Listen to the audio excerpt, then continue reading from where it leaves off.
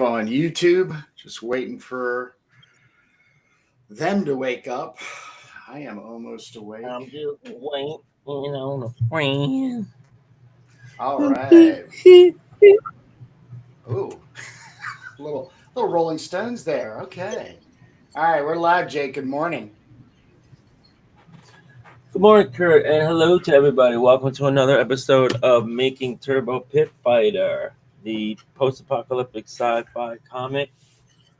I'm Jake. This is Kurt, and we are on, I think, a week 5 or 6, 5 of me doing the Ken Landgraf lettering.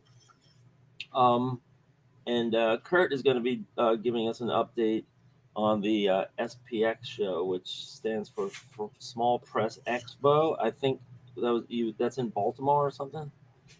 Yeah, Bethesda.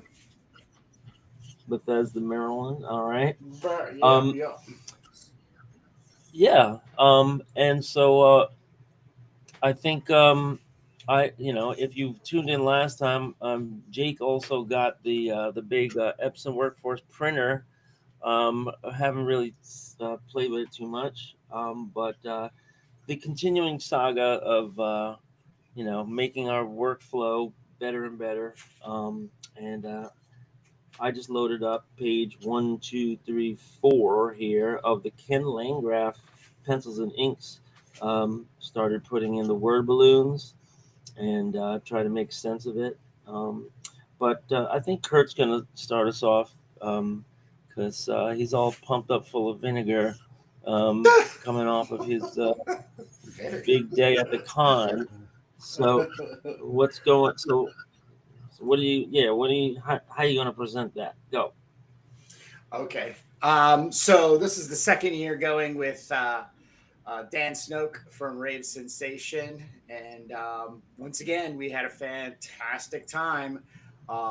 Really, really amazing show. A lot of great attendees. A lot of people we now know because of the Indie Creator Exchange and or IC3 Indie Creator Comic Con. And I was able to meet some individuals and get them set up for Indie Creator Exchanges. I will just kind of go through my haul, if you will. Um, Corinne Halbert, I got another Corinne here. She's a part of So the hold Power on. First, Pulp theory. first of all, Oh, hold on. First of all, set the stage because you're already going to Indie Creator Exchange, and I know that's why you go so you can meet great indie creators and set them up on schedule. But there's a lot of people that don't know what's going on here. So you walk into this big hall, and what's going on? Is there like dozens of tables or hundreds of tables? What's the setup? it's like 275 people. It's been going on since I think 92. I actually attended either the first or second one. So did Dan, where it was just a zine type of thing. So it was very small. People just showed up with zines and did exchanges. Now it's blown up to be one of the top indie creator comic cons, not IC3, but small press.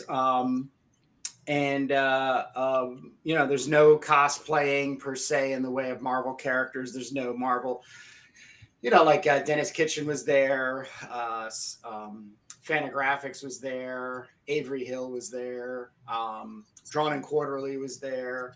So the Cornerstone publishers up. Eli Schwab, Cosmic Lion, he was there, or is there because it's still going on. It's a 2-day show, Saturday and Sunday. So Gotcha. obviously Sundays are our day. So it's Yeah. it's a really big deal. It's at the Marriott in Bethesda. It's a great venue. It's a great time. It's super packed. It is super packed.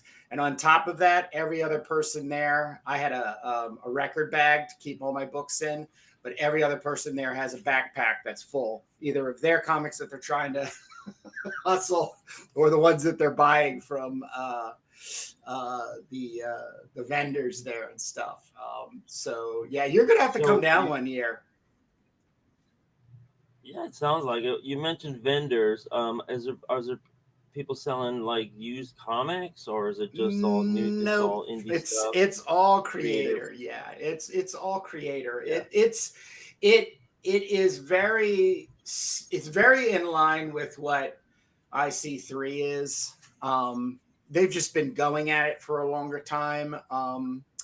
And you know, it's I have to say that prior years, like about 6 or 7 years ago, that when I did attend it, I did not feel like I fit in. The majority of the art and works being purveyed was kind of what I always coined as like Adventure Time, snarky humor cartoons, like that. That was all, and very Yeah. like powder puff colors and things. So it wasn't. I wasn't aligned to that kind of work, so it kind of really put me off. But then when Dan and I were talking about it, and he was like, "Well, let's just go. Let's just go see what's going on." We ended up finding about a dozen people who were leaning more into the type of work that we enjoy. I actually make sword and sorcery, post apocalyptic, and the such. Yeah, tell us about some of the other types of, I guess, genres that are there, because there it sounds like it gets into more of the zine side of the biz. So is there Well, here's a is there shocker. Here's the shocker though. There's nothing. There's you're everybody's selling whatever they're making at about $10 a pop. Sometimes you can find something for 5. It's kind of rational if you think of it. Like the big hustle down there are graphic novels. So you can find people who are hustling zines, but they're going to be no less than $5. I mean, it's very, very unusual to have somebody, because you're just not making your money back on the table and spending 2 days at that event, which is completely understandable. But you have to really be conscious of who you want to go and see. They have a great mapping system. I always use it.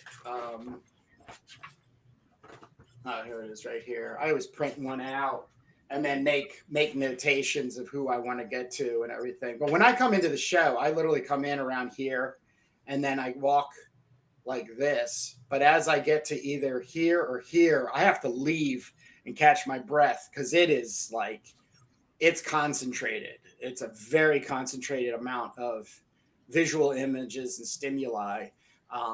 And people staring at you, smiling, wanting you to come in. It's borderline insanity in a way. But it kind of borderline runs for the insanity? course. Everybody there is for the same thing primarily. They're there for indie, personally created comics, whether the genre is if somebody's book is genre based to what's connecting to you. You need to know that ahead of time. Or unless when you're one of those types of individuals that can just start at 11 o'clock on a Saturday and just walk from booth to booth and talk to every person or every other person or whatever. But yeah, it's very overwhelming. But Okay. it's worth it. So I'm actually thinking of submitting for next year to see if I can get in. right, I was gonna say, how much is a table? Do you know? I don't know, to be honest with you. I have not until this year strongly considered doing the show. Like I said, I've not Yeah. ever had in the years, prior. I never had a thought of like me going down there with my sword and sorcery comics and faring, at least engaging the audience in a way that people would be like, oh shit, I'll pick that up, that kind of thing. Yeah. But now I am, because there's people here that I was buying from because I enjoy their work, and it's in the same wheelhouse. I would feel. Yeah. All right. Well, it's not a great time of year for me. Yeah, yeah, But yeah. It's a but sucker punch for you. yeah, it's all right. But Yeah, it sounds like you might be interested in tabling in the futures. All right, so now Well, let's they have move a on. So lottery. you They have a lottery system. That's also the other thing. It's like you submit and then you wait till your name gets picked. Most of the people I talked to this time around were first time there and 3 years ish having been submitting. So I wouldn't even expect to get in next year. So that's kind of the feeling I have right now. So it's kind of like if you do want to do the show, you sort of have to have yourself, out there in the lottery system uh, for it going so they from there. keep it And nice and small so that they don't it's not small. It's not overshoot small. this. It's not Well, small at all. if they have more people that are It's curated. submitting for favor, It's right? curated. I mean, they And could be bigger. Matt and Jamie for They could, IC3, they do a similar type of thing. I think they do it kind of in waves because they want a diversity there, and SBX has that there too. There is something there for everybody. I feel like now, and also my own horizons have broadened in the last 8 years. So so you say it's curated, but there's a lottery, so it's there's like some kind of drawing, and then they select no idea, after that, no depending on idea, quality no control. idea. Right. I'm making speculation on, however, I'm the curation part of it, but no idea. I mean, Okay. Um, I would be surprised if it was like literally like a bingo thing where they just like, oh, we've got 700 people who want to come this year. Let's put 700 balls in the bingo cage and then just randomly take the first 275 and go from there. Maybe it is, but I don't know. Um, right. Okay. So we set the stage, and so then Kurt is pressing the flesh, and you going table to table, and then you're seeing what you see, and then you're telling some people, "Hey, we have a podcast. We do an indie creator exchange. Blah blah blah." So, what did you? What kind of connections? Or I'm sorry. So then proceed with your presentation the way you wanted to do it. Yeah, I went through the online list. I had reached out to people to see if anybody was out there through Instagram that was going to be at the show. Rick Lopez um, was there with Ro Hagashi, and they were right next to each other, so that was great. And then I literally scoured through not everybody, I didn't go through everybody. I just really kind of used the name of something to signal my brain, say oh shit, Cosmic Lion's there, that means Eli's going to be there. So it's like, all right, put him on the list and we'll go and visit, because like I said, I walk the whole entire show once, and then whoever and wherever I have already marked, or if I have additional marks, I then return back to those people, and then I'm done. And it takes about 2 hours. Like I'm done. All right. I'm fried. But Right. so I got to actually spend a little time with everybody and talk to them. Three of the individuals that I met with, I did introduce us, Turbo Pit Fighter, Jake and I, and that we do have a segment called the Indie Creator Exchange, and asked them if they'd like to participate by getting a sweet new second printing of the second Turbo teaser in exchange for 2 comics. And then, Jake gets one, I get one, and off and running. Corinne Halbert is a part of the Power Pulp Comics Consortium. So she's the original part of the Vanguard, and having that time period I was going and getting books off of Power Pulps around my birthday, I did check to see if any of those individuals were going to be there, and Corinne was there, so I was holding off from purchasing through Power Pulps and bought directly from her, and also to meet her. So she's super excited to be on the show. She's actually aware of us because of the review we had done with Matt King about Power Pulps, and James coats. So we have 2 issues of Scorpio Venus Rising. I also was coming down to check out Acid Nun, which is her newest graphic novel, which I purchased. Oh, wow. And this is Silver Pocket. Yeah, we have a thing for nuns, right? But her, we have nuns in our I don't story. want to spoil too much. Yeah, I don't want to spoil too much because we have a pending interview with her. So really super excited to have the opportunity to find out more about Corinne and her work. That's upcoming. It makes sense to just gloss over it right now. Yeah. Oh yeah. I'm really just gonna super tease everybody on this. I'm a big fan of Comic Peoples. Comic People on YouTube.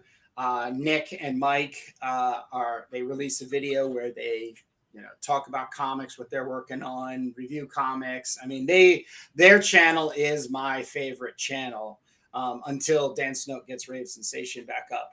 But I was able to meet Mike and Nick and exchange Crumb 2024 collections with them to get some of their graphic novels. They had just done a recent episode, Jake.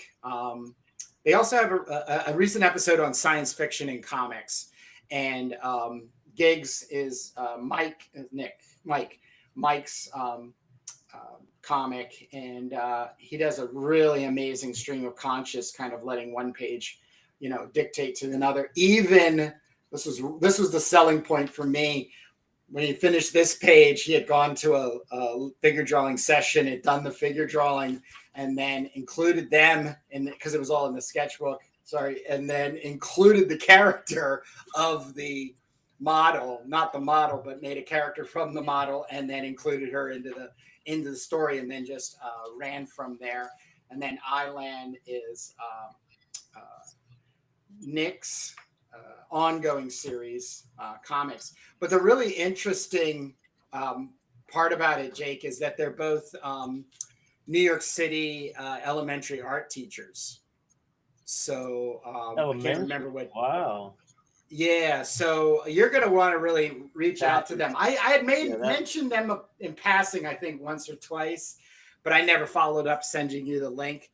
But if you make a little note somewhere, Comic People on YouTube, I'm telling you, an amazing channel, an amazing 2 guys, just really engaged in the art form, which is, my big Hadoo. I love the consideration of not only comics being entertaining, but also being experimental and expressive. And these guys are really, really on the marker, and are really sharing the enthusiasm. So everybody that you're doing now is on this is pending on the pod, right? They're not. We don't have. I'm not. This wasn't a reach out to them for the exchange. I have an idea I want to try to shoot by you for meeting and doing something with them. So this was just a personal number one on literally they were my mission at SPX. I really just wanted to personally thank them for doing their channel and running it the way they do consistently and that kind of thing. So Comic People. Oh, and then we've got, this is exciting. So this is, because I have tons of buttons and stickers now. So I need a book. I need like a cool sketchbook to do, get all my stickers on or something, or a laptop that actually is going to not fail me in a couple of months. Yeah, I stick them on my guitar case. That's where I get rid of them. I need something. I need something that I can do that with. Anyhow, Rick Lopez, as I said earlier, he reached out to me, telling me he was going to be there, and totally got reconnected with him. Last time when we saw Rick was at IC3. He was very gracious in getting us copies of all of his zines. Cosmic Cat, and Apex. And he has follow-ups, so I was able to get copies of each of the follow-ups. Apex 2, which is an absolute, I just have, this is an amazing comic, also amazing artist. And of course, Cosmic Cat, which is a great comic.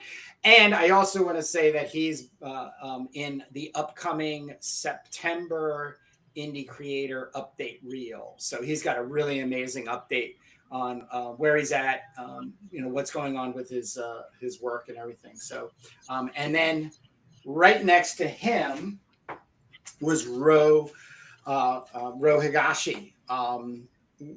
This was a miss on my part at IC3. Was not able to connect with Ro. It was like one of those things where every time I was moving through the large room venue, she was either holding court or not at the booth or what have you. So was able to connect with Ro and was able to get her into the shoot for Indie Creator Exchange. So she's super excited. I know I have been mentioning, but it's like since the time we did IC3, I have been growing more interested in manga, and I'm super excited about this interview for the manga based. I think it's going to be the first interview we have with somebody who's all in on creating manga. In the purity of the tradition. So this is going to be a really exciting. But that's American manga, right? Yeah, which I think is going to be another kind of like part of that topic. Like, what does that mean? Like, what does it mean to be in the difference in different places making the same stylistic, and working from the mechanisms that cause something to be called manga. So it's really looking forward to getting her scheduled. This one is second to the last. So Jeff Bertrand, you might remember him from such comic book work on Chance Priest's World Warriors of the Universe, Jake. He was another big mark for me to I think I only have 1 and 2, so you have 2 and 3. You have 2 and 3. I have 1 and 4 because he had sent them to me, and then I diced them up and sent you 2. So these were full color Jeff Bertram's work. So was able to meet him. He's also affiliated with he's one half, I guess, of two guys doing a publishing venture called Hondo. So he's going to be sharing more about that. I want to kind of really tease it. This is one of his newest works. I'm not going to show anything because when I crack this open, people are just going to gush and they're going to want to know how to get more of this an incredible work from Jeff. But here's the big thing. Do you remember this Deity, Jake? Comic? No. Okay. Nope. So I think I had mentioned this. I think it was last time I was down visiting Dan. So Jeff and his partner for Hondo found a guy through Facebook who had written a biography back in, I think it was 80-something, 89 or something, and had all these pages and was anxious to get it published, and they worked something out. And this is literally what we have in the back log for us to work on at some point, was where we had gotten some unknown artist comic book artwork and some full color stuff. But this is a similar type of thing where somebody had done the comic, and it's just, he even has like 100-something more pages to go. So we're going to be talking about connecting with people who are like extremely outside of the comic books industry, and did something and then just sat on it because it, before indie publishing or all the technical abilities to do it on your own now, was then finally put together and printed. So Deity, the artist is, can't remember. Is it right here? Story and art by Adam Palmer. So this is so we'll get more about that. They ran a Kickstarter to get this first one out. So for them, and then it's like some. yeah, and then Eli Schwab, Cosmic Lion. I had been on the. It's been this one, the Wizard Comics magazine. This is number 2. This is like the last of 10 issues he had. Number 1 is sold out. But you want to talk about like zine, magazine, like literally, like I cannot wait to sit. Wow. This is just, he started this prior to Cosmic Lion as a publishing, and it was during Cartoonist Kayfabe. There's actually an episode where Jim and Ed had sat down and spent time going through the whole magazine and really doing like shout outs to everybody that was involved in contributing. Ken Landgraf portrait of Eli himself. Just incredible. I mean, just incredible what goes on out there. It's so inspiring, motivating. Yeah. And yep, we're always looking forward to getting Eli back on. Eli is also giving us updates on the Indie Creator Exchange Reels, or the Indie Creator Update Reels. We'll have a new one for September dropping either tomorrow or Tuesday. But it's just a minute long where everybody's giving us a shout out to how they're doing and what they're doing, keeping up to date until we get them back on the updates for a longer form. So that is my SPX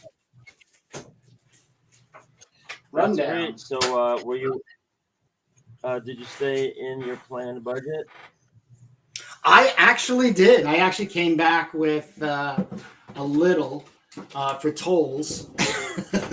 So I am pretty good about it. One of the things I do, and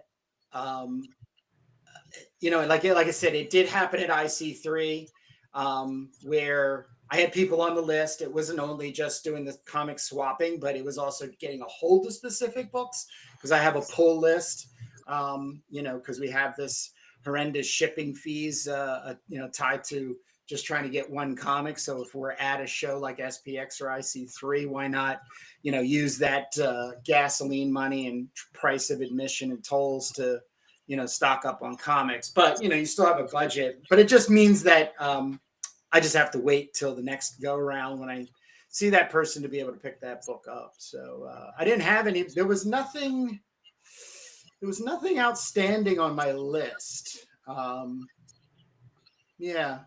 everything. I got everything. It's funny because It's funny nowadays, because when you when you pay $30 to get into a con, like I think the Brooklyn con, it's like $30, and it's like $50 for a 2-day pass. And the Manhattan con, the what do they call it, the New York City one, Mocha. It's well, there's a couple, but the big one in the Javits is New York City. Oh geez, I forget what it's called, but you're paying so much for the entry fee. So I noticed some people going around on FaceTime with somebody else in some other location, just going table to table and just like showing them everything and picking stuff up on behalf of some other person that they were sharing resources. And like, one person was on the ground and, getting stuff for somebody else, because the shipping, like, it's more than the comic. It's crazy. So, it makes sense that, people are finding inventive ways, to beat the costs and still get the stuff. It's I think sometimes you see in supermarkets nowadays, people are shopping and they're, like my daughter does that all the time. She's got mommy on the FaceTime, saying, should I get this one or that one? No, this one is like the large, this one's the small, get this and that. So they're doing that to Comic Cons, and just another way that the ability to live streams or FaceTime with somebody is changing our world. But yeah. So one thing we're going to do our best at, Jake, is actually do shout outs to our comments and a live stream on YouTube. I do want to say good morning to Actual Dracula, Bat Merc, and King Megatrip. King Megatrip wanted us to give a little focus on him getting his beating by Catwoman. So this is from the Wizard. Was Yvonne Craig there? I don't think so. But she's a saucy looking Catwoman. Yvonne Craig was, yeah, right. Yvonne Craig was Batwoman, right? And Catwoman was the other one. Yeah. So I will be, taking any of the comments made, and if there's questions or input, we'll do some shout outs. But other than that, Jake, what page are you on for Ken Landgraf's? 4 out of 6. 4 out of 6. Oh, nice. Last week, I had started this nice little color piece. I'm going to get this finished, but my color supplies are downstairs and all over the table, and I didn't want to collect them and put it together. So I will be returning to this, but by request, in conversation from last episode, you have made a, we were calling it the tableau, but now it's what is it called again? We're calling it the index. So it's the end of the world index. I cut out, I basically, these are 2 sides. So if you stitched all of these together, which is going to happen, I'm going to do individual inking for each of the characters in the index. And then, of course, be able to have individual illustrations that can go into the magazine. And then also poster size art, I think, might be one of the things we'll have a discussion about down the road, at least for banner. I think that's going to be kind of nice to try to put a banner together out of this for our shows in the future. Well, we have the actual piece. Right, we had the end of the world. Yeah, but I'm not bringing that to a show. So. Well, I don't mean the original, but yeah, I know. So you're going to be inking that in pieces, is what you're saying? Yeah. It's just going to be a lot easier for me to manage. Sure. Right. Okay. Yeah, because the pencils are like one big mama jama. Yeah, I mean, it's almost, like I think it's like it's an 18 by 24. I mean, you have a big gutter on one side, which is about 3 inches. So I think it's a 17 by 21, something like that. The actual live art. Yeah, 18 by 20 sounds like maybe something like that. Yeah. It was on a big pad. I love drawing on big pads.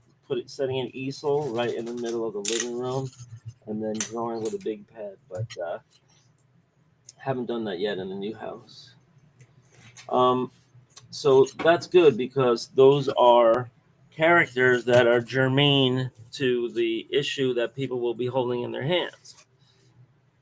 Right, we'll have the writing, and we're going to have a paragraph explaining each one, if not their own like third of a page or half of a page, however it works out when we start doing the copy fitting.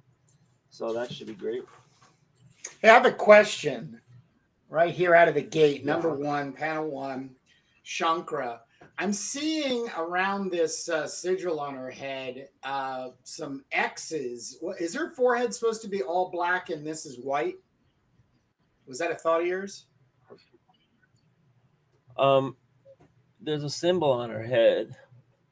Yeah, but there's X's that would, for an inker, would be to fill it in black. I'm just inquiring on maybe some thoughts you had. Filling it in. Well, like if What do you her mean filling it forehead in? was They're like, black and this sigil is white, was your thinking? are the foreheads black? Well, there's these X's. Well, there's 4 X's on each side. That's the Right. It indicate looks to like the a forehead. indicate to an inker you want it solid black. Oh no! Those are actual X's in the art design. So I need to make these X's like around the Yes, those are sigil there. representing, representative symbols around Cool. that symbol. Right. Yeah. Okay. Cool. No, that's not filling it. Okay. Yeah, Cool. because I didn't do. If as you see on that job, I kind of filled everything in with pencil rather than do the X's. But that is Right.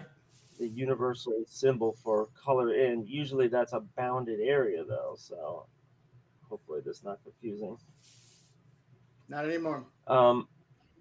Yeah, that's going to be a symbol for some kind of holy thing, holy, sacred, whatever. And we'll get into the iconography of that later. But the X's, I think, represent maybe like little electrons that are scooting around or circulating around, or maybe like there's one in each corner, so it's like directional. There's all this stuff that went into it, but I don't remember now. Um, anyway, yeah, that's the character Shankar Vaisha, the unseen hand. She's the one that will be guiding Esoterra through life, kind of like a guardian angel, but she'll also interfere in in reality in a couple of key places. For example, sending her Chromita, the Shebot who assembles herself and becomes Esoterra's wingman in the casualties super team. So this ought to be fun. I was thinking about some doing a script of some other adventures of the casualties besides what we've started out here in the Ken Landgraf piece, because I want to introduce the Eye Eater at some point, but get around to all that good stuff soon enough. And there he is. He's doing his inking. He's got his high-tech C pen. I was just showing those to somebody at my school. He was like, "Where did you get these?" And I was like, "I know, right?" He was like, "I need to make some marks on the something, but I need like a really fine line." So he was like, "Do you have like a Pilot, like razor point, or one of the Sharpies with like the ultra fine tip?" And I was like, "Here, I got something for you." I pulled this Oh out, no. and it was like I pulled out the whole color pack. It was like $28 for the whole thing. It's like, whoa. He's like, "I'll be back with this." So he went and did his little fine line job and realized there's a lot of great stuff out there. Um, yeah, so I'm here doing the Ken Landgraf, and kind of like thinking about the rest of the production that's going to be necessary for this until the year's end, because we're shooting for um, putting this out but by the end of the year, right? Yep. So we are going to have to check in with Alex Turbin at some point soon, and I don't know if he's been making progress on the Duke storyline, but he definitely has the script for it, and I know he's balancing a lot of different comic projects, but I think we checked in with him like 3 weeks ago last. Yeah, it was 3 or 4 weeks. something like that. Right. So just want to make sure he's on track because we have to get that in time for us to do all of this with his stuff, right? The word balloons and everything. It's it's a process, and with him, it's just going to be the word balloons. Here with Ken, I'm kind of going over the art to give it like some toning, and I opened up this Photoshop file because I really needed to. The dialogue in here in Quark says she approached. Esoterra approached in a swirl of photo-optic Q particles. So I see he's got some like cloud-looking things and some bursts, but I need to draw all those Q particles. Remember those like weird shapes and symbols Yeah, we that had we it started in. drawing in? I think Yeah, it was in our funk. Where's that issue of funk? yes, exactly. We did it in the Chromita 2-pager, and it's like around Esoterra's hands. She creates these little artifacts or little effects. So we have to get back to that. Here we go. Here we go. Right straight from Yeah, funk number 2. You're talking about these little yeah, artifacts in here. yeah, you could bring it up close so we can get a good look. Right. So, right, I got to do those all around. I'm not gonna like fill the entire page, but we have to get the idea. And thanks, Kurt, for sending me a copy of the Turbo teaser. You didn't have to do that. You could have given it to me when I see you. Nah, I I wanted don't it to want be a to. surprise. Wanted to be a surprise. I didn't want to cost you on the postage or anything. Yeah, I gotta send. I gotta And by the send way, you all the copies of these newer people will have on the inside. So it's all good. what'd you say? Yeah, I have to send you more stuff this week, which is all the the work from the upcoming indie creator interviews. Right. You didn't. It looks like you redid the masthead and the all the this graphics and everything. I could just send you that if you would have asked. No, I had it. I had that. I just inverted it. That mask, that Turbo Pit Fighter you sent me, I had it, and I just Right, I inverted know, it. but I see you redid this in a font. And, Yeah, you that did was this in a just font. on the that was the quick and download thing. Yeah, that was. Quick and dirty. I was in the flow just The to late- get it done. Did you add this, or was it? This was on the this little I have bug it. was on mine too, right? Yeah, I have. You sent Right. Did me. I You sent me actually? copies of that too. Right. But I was just wondering if I printed that. I want to compare for a second. Um. So yeah, you this is why I like having separate versions because you like this margin on the side, and some other people do too. Um, I don't like it. I like trimming because you can see the line here where the kind of like crusty artwork ends, and then you're just in the paper. So how did you get this effect in the paper again? Was that The was that added to the art? Yeah, it's a layer, so I just stuck it on top of the. It's on it's one layer A up, grainy layer. and yep, and then I multiply the art over the top of it. Or no, I might not have. Wait a second, let me see. I might not have. I might have done something. I did. No, I multiplied it. Yeah, I multiplied it. No, yep, and that was just to give that newsprint texture. Yeah, a little green. Yeah, green. So the post office mangled it. The envelope came pretty crushed up, so you can't really. Well, I put on there fragile. I put fragile. Do not bend, please, on there. 2 stickers. Woo! When they see that, they kick it down the stairs. Yeah, definitely New York does. That's for sure. New York and LA. Look, New York and Charlie, LA. these guys wrote Fragile on it. What do you think of that? Yeah. Yeah, I'll show you Fragile.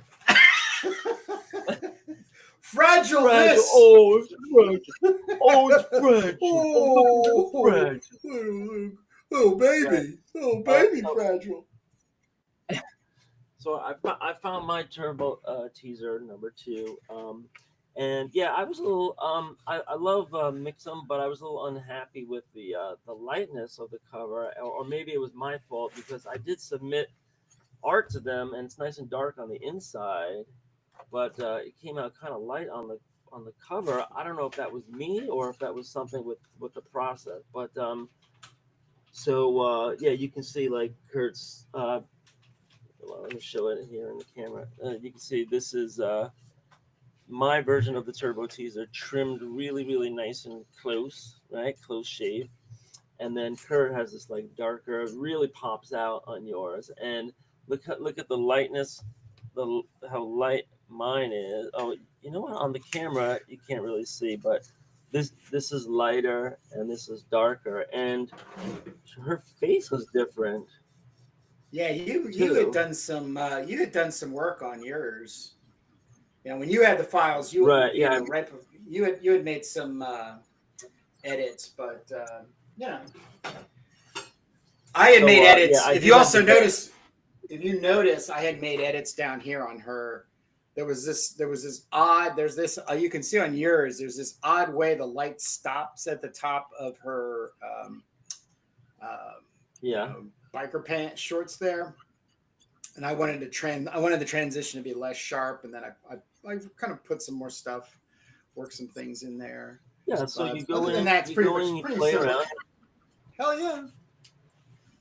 Yeah, It's you never definitely done. have you definitely have better contrast on yours. I don't know if the camera is really showing the difference, but on mine, this is pretty like light and dusky, and this is like nice and strong. I also wrote Doom magazines on the bottom of mine, and on the logo, the bug, and you have the latest from Doom magazines, which I think you took from the back pages, right? Yeah.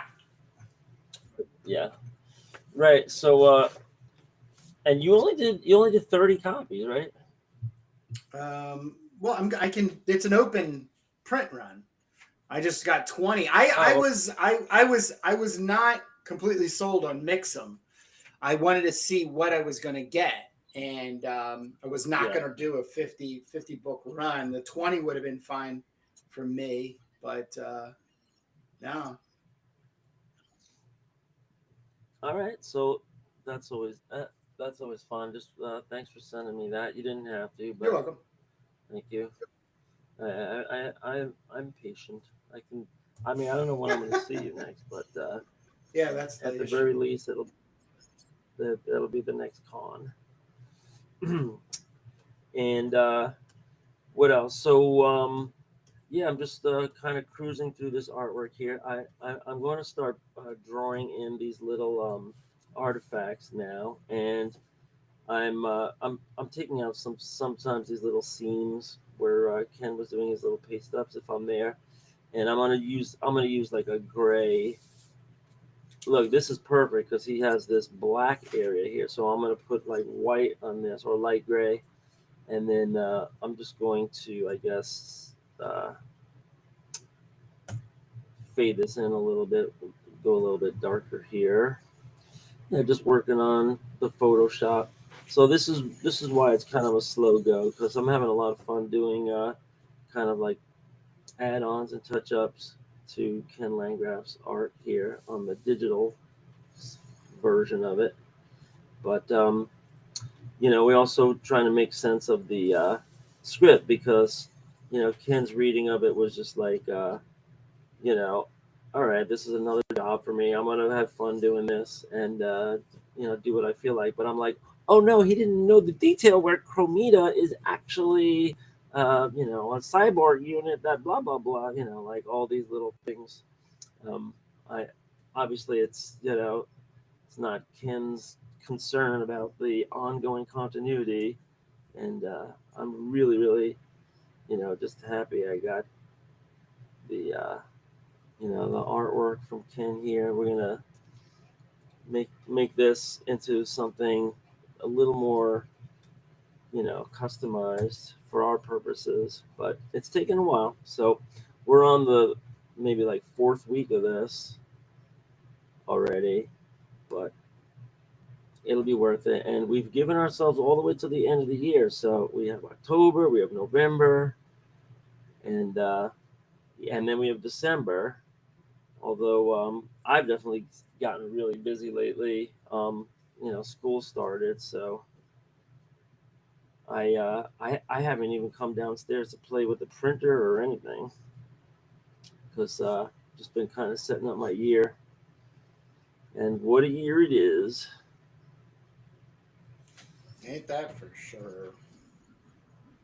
Yeah, they just announced this art exhibit for New York City teachers again, and I was wondering whether I should enter it because it's always fun to do, and you have this gallery opening and you meet all the other art teachers, and I've been doing this for a couple of years, so I kind of know like some of the regulars, but I think I was like kind of just like getting tired of it because they have like a fee, to enter your artwork whether or not it's accepted.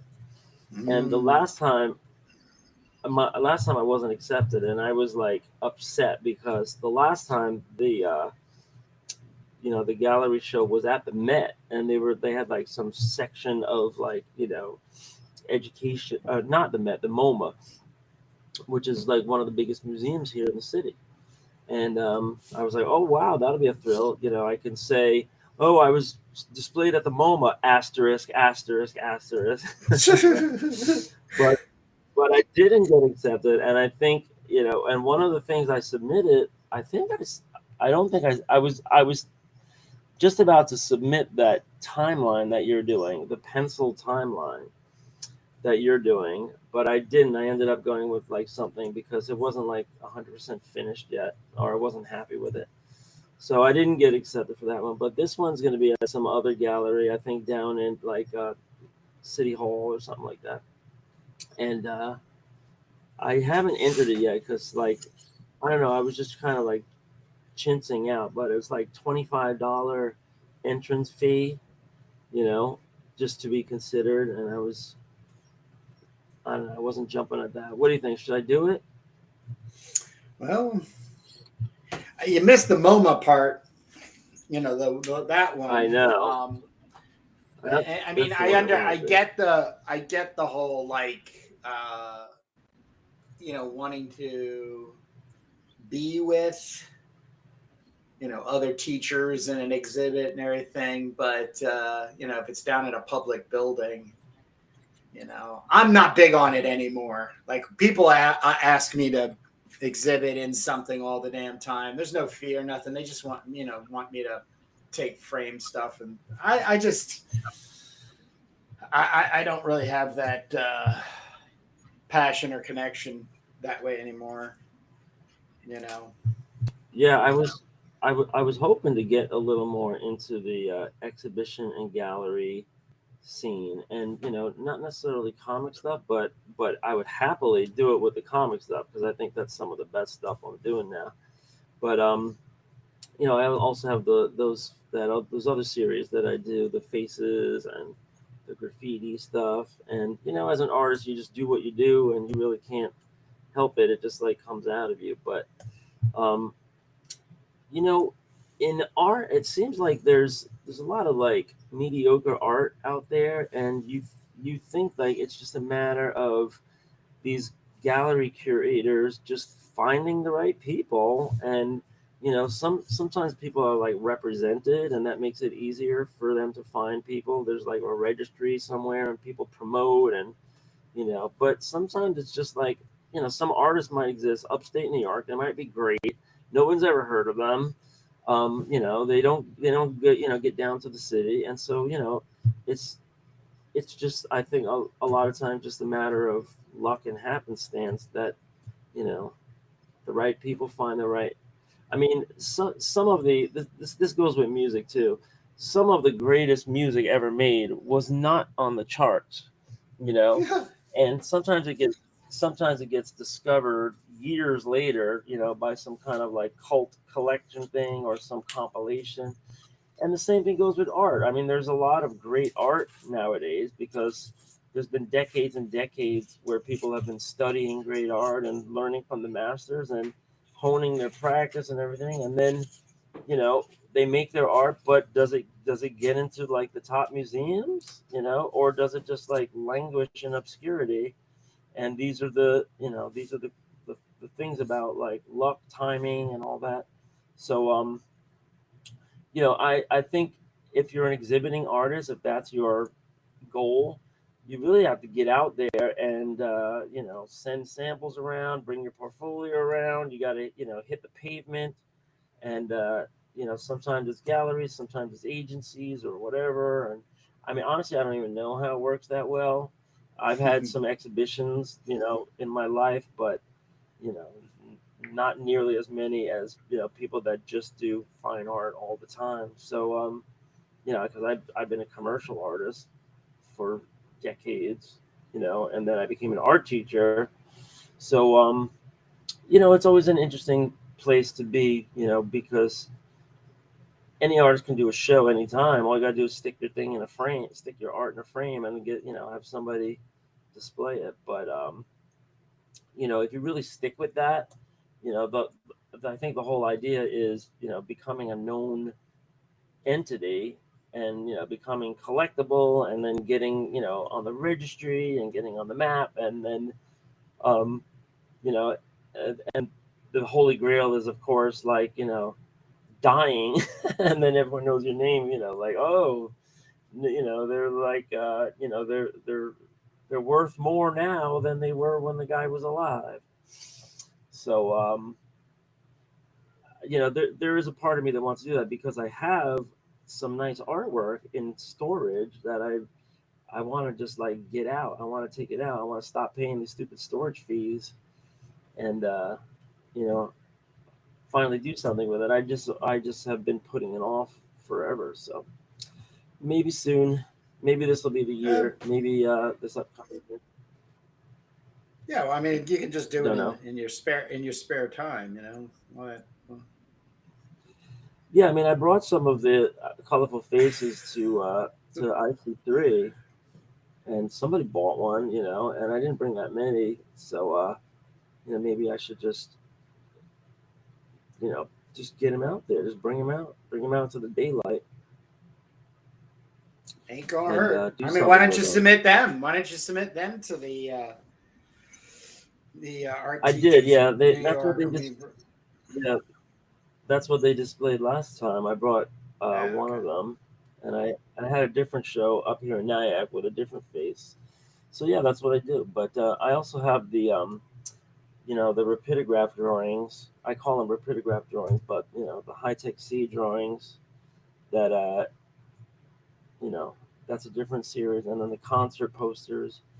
But I don't know, and then I just got back into comics in the last couple of years, so just been concentrating on that too. So you can definitely see the OCD, I mean the ADD in play here, obviously, right?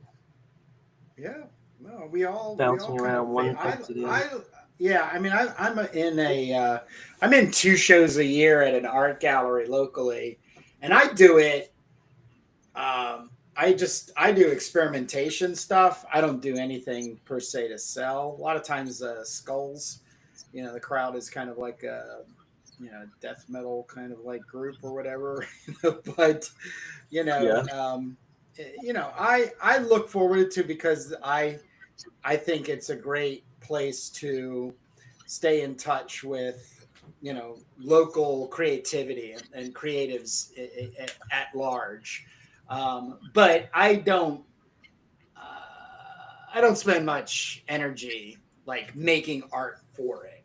I used to, and I just find it to be it's all what sells in the arts nowadays is really I don't want to say curated, but it's like crafting.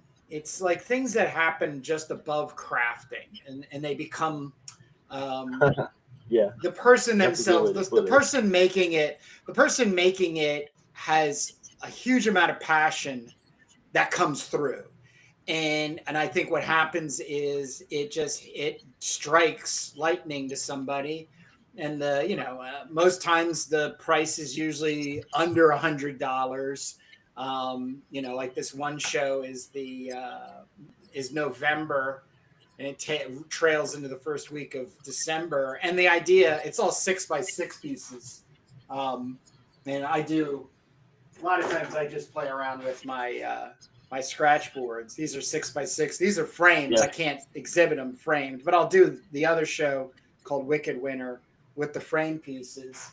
And I sell them for $75 to $100, and I sometimes sell one or two of them, but I don't I don't chase it. I think there's no easy way of getting cash, in art. You can get fast cash, like making something crafty and it has this sort of like nichey connection to something, cats, whatever. Yeah, we And do pet somebody trading. buys it and gifts it to somebody, and there you go. But if you're going to do something as a form of expression, I think it That's what becomes a whole nother my wife thing. once said. My wife once goes like, oh, I can't believe, like, every time she asked me to do something for her school or for a friend or Mm, whatever, or a car, I knock it out. She's like, you're so like capable and professional, and why don't you I can put on Etsy the listing, and you can do like pet portraits, and the person sends a ugh, photo. ugh. So I was like, well, why don't you just take a gun and just shoot me Yeah, yeah, instead? yeah. Because Oh that's yeah. about Oh yeah. that's about what it would mean to me. Oh yeah. Oh Because yeah.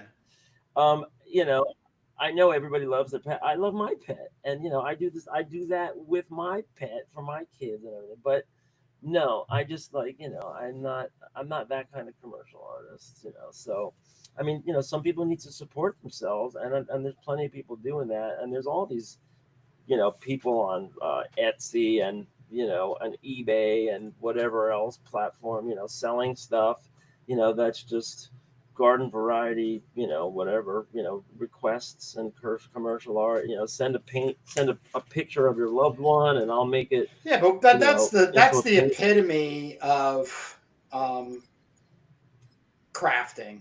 That is the epitome of crafting. Well, yeah, I don't know if it's crafting. I mean, it's like client based requests, commercial art. What it's whatever the person is asking for. And um, not everybody out there is like a connoisseur of Picasso and Rembrandt. And they're like, oh look, it's Molly, my dog. And there's nothing wrong with that. I mean, Kurt, have you ever gone down to like there's all these places that are like seaside areas, like I don't know, like the Cape Cod or Martha's Vineyard, or all over Florida, right? Every time I'm in Florida, it doesn't matter if I'm on the Gulf Coast or if I'm on the other side or whatever, and you go into like an art gallery, or you go into an art store, like a framing store, or you go into, or even a museum down there, and it's like pictures of shells and turtles and waves and Crafts. nautical right, that's what, but you're calling that crafts. I think it's more like I think it's art. And it's even I would even say you know fine art. I don't know if it's like a snooty thing to not say that that's fine art if somebody is doing like an oil painting of a box turtle. It's just like the themes are just so limited, right? And the same thing in Asia. You go to Asia, and you see they're doing the mountain and the river and the tiger and the dragon, and it's like, I think it's just like, maybe the word is like traditional, but it's you know, if you go to New York City, you know, you go into an art gallery, you could see anything. I mean, I remember when I was like 12, I went into an art gallery. It was somewhere in New York City on like West Broadway, open to the public. And I walk in there, and it was some avant-garde. There was some avant-garde photographer that had these photographs. I don't know if they're photographs. It was like photographs of all of these like street people, like bikers and gang members and people wearing their gang colors and everything. But they had these giant phalluses just hanging out there, and that was this person's art, and that was this person's statement, right? And it would be like, if you would, you know, if you would do that in like a little seaside gallery in Clearwater, Florida, you know, you would have the cops in there raiding the place, right? But you know, but that's the difference between like, you know, our coastal, you know, elite, you know, so-called, you know, art, you know, venues, and you know, there's so much like conceptual art here in the city. You know, every time you go to the MoMA, or you know, there's a bunch of different museums, and you know, you got to be prepared to like, you know, consider like, what the hell does this mean? What is this person going for? Like, what's the whole thing? And then, you know, I don't know, it's just such simpler art and simpler themes, you know, down in the, you know, art museums in I mean, art museums and galleries down in like, you know, Fort Myers or something like that. It's like, oh, I'm going to put this shell in my living room. You know, it's a painting of a shell, or it's a painting of a you know, an anchor, you know. um so you know, it's really a clash of, I guess, cultures. And so, what is it like in your neck of the woods? Because you're like, you know, you're in neither place. You're not in like some like cosmopolitan, you know, megalopolis, and you're also not in some little, poor, you know, tourist area either. So, and then you go to the local art stuff, right? You have community art places, and you do life drawing and everything. So do you ever get like this kind of like avant-garde high concept stuff in your Oh local yeah. I venues? mean, one of the places I draw at every third Saturday is the Delaware Contemporary, um, and it's very much all about that. I mean, as a matter of fact, one of my instructors a couple of years ago was in a group show there, and it was pretty awesome to see his work grow to the point that I recognized it without even looking at um, the tag, and it was just completely like floored on how he's, done what you're supposed to do as an artist. I mean, there's multiple levels, if you will. Um, the word art is just such a degrading thing, I think, in a conversation much like this, because It's subjective, yeah. it's too undefined and never can be defined. And from you saying what you're saying, I would, if I started stating my opinion, which we don't have enough time because we're coming up on the 1:15 mark. I'm an art snob. I love You are. art in the highest levels of it. Everything from Yeah. modernism to contemporary to, contemporary is what we live in now, but, even the transition from modern to contemporary as avant garde, as the motivation. I just, my school did me justice on many levels, but the art history program with John Connolly, not only by classes with him, but by the adventures we would go to DC and New York on once a month, and him engaging and talking about art. My biggest pet peeve with somebody that wants to have a conversation with me about art is when they start using the terms I don't like or I like. And, you know, my favorite artist is an artist that I stood in front of his work at 19 years old at the MoMA for 45 minutes and kept saying in my head and probably mumbled it out loud, this is not art. This is not art. It can't be, because I was coming from this NC Wyeth Howard Pyle tradition. And around the age of 37, worked on a suite of paintings. And I wanted to clash NC Wyeth and Richard Diebenkorn's processes, not even so much the appearance of them, but in the collection of historical matter to support moving forward on in this project, came back across this to this artist and saw him in a completely different light. And then really re-engaging my own wanting to get back into art before leaving Trader Joe's. I was hanging out, you know, was at the Delaware College of Art and Design on Tuesday nights with a group of people doing figure drawing, and they invited me to go to Philadelphia Art Museum, which I hadn't been to in years. And the time that I had not been there, this favorite artist of mine, who would become my favorite artist in modern art or modern contemporary art, has his own room, and it's called the 50 Days at Ilum.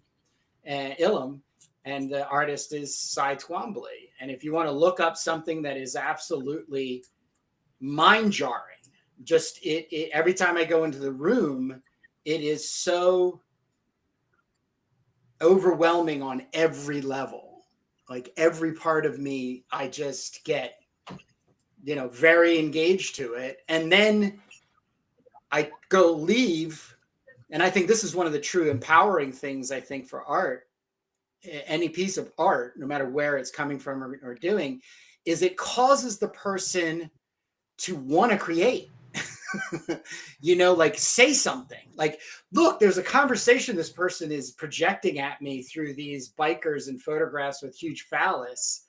Well, I want to start talking about, you know, box shell turtles, you know, down by me and, you know, I don't know, blah, blah, blah, blah. You know what I mean? Like, I think when art, the second thing too, I think that drives me crazy about a conversation with somebody in art is when they start talking about, I don't understand why somebody would pay $20 million for that painting. Where Frank Frazetta, to really hit home, his painting for Rogue in the House, which is Conan on top of an ape who has a red cape, that just sold for $13.5 million.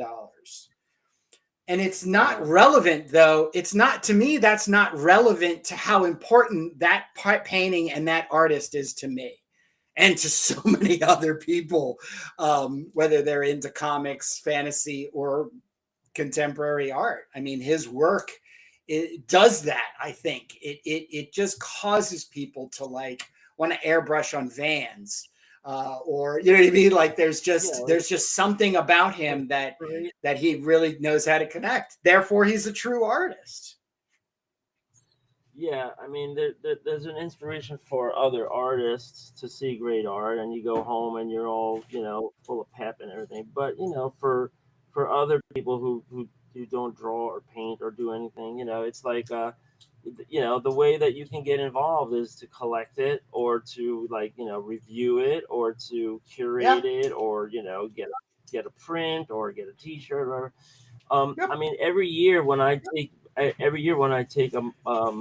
my 6th and 7th graders to MoMA, I take 20 kids and we, you know, we're standing right in front of Starry Night, and we're standing right in front of you know, some of the, you know, most famous Pollocks and Picassos, and you know, I that exact thing that you just said. Why would anybody pay $20 million for it? That's exactly what comes out of the mouths of babes every single year, and you know, and some of the artwork in the MoMA, it is kind of like, you know, it's dated in the sense that, you know, abstract art was a big deal when it first came out, but for kids that are growing up and it's like on every t-shirt and it's on every, you know, book bag, you know, it's not, they don't understand, you know, there's nothing new, and why would and then some of the exhibits, like Alexander Calder, or some of these really high concept, it's like a piece of wood with a red stain on it, and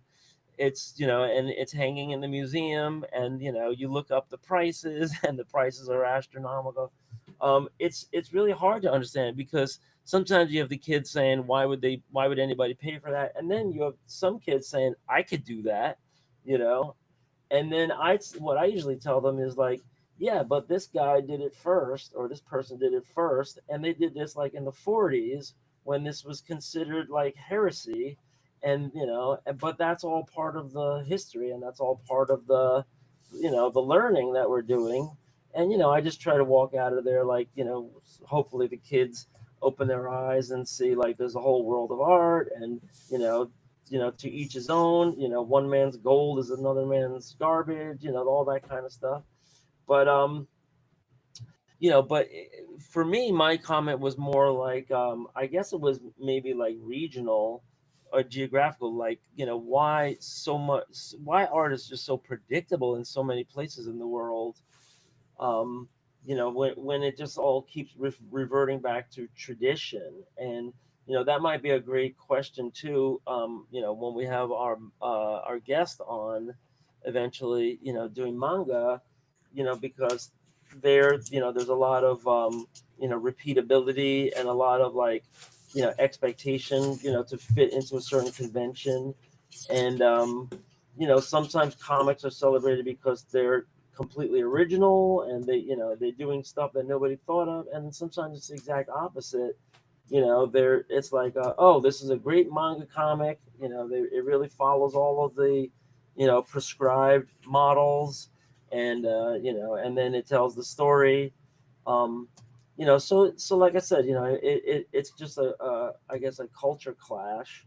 That was one of my big eye-opening revelations, when I went to Japan, and when I went to China, is just like, the expectation of like conformity, repeatability, the like expectability, the expected style, the expected It'll be interesting. and It'll then be like, interesting for us to see how uh, that conversation comes about, because I think all three of us are going to have very different points of view towards manga as a stylistic base comic book making. But we've yeah, got to shut down because we have to record a fantastic, long overdue interview with the Jeff Lafferty, the Berserker Knot. And I know he's very excited because he's back on the YouTube, his channel. He just gave a fantastic update, and really teased us about what's coming down the pike for him. So hopefully he's going to give us even more in-depth details. So be on the lookout for that. In about a week and a half, it'll be edited and out there. We then have a follow-up on the 28th with, not a follow-up, the following interview will be Ian Cinco. Was the last person I met at IC320 yep, out the this door, on our way 2025. out the door. Just literally right out the door. Looking forward to this. And Steve Arena, I was able to see and talk to at SPX yesterday. So, of course, he's super excited for the 5th of October that we'll be recording that episode. But other than that, Jake, let's let these good people get back to reading comics, making them if they choose, and give us the outro so we can get reset for Mr. Jeff Lafferty. Right on. So thanks for watching, everybody. Check out our other channels. We have the Indie Creator Exchange that Kurt was just pumping up, and then we have the flip throughs that we do on a series that we call Comics That Influence, and we taped one of those last week finally. So check us out on YouTube. Don't worry about links or anything. Just put Turbo Pit Fighter in Google, and that helps the algorithm too. And other than that, see you guys all next Sunday, 10 a.m. Eastern Time. Be there, be square. See you next Sunday, Jake. All right.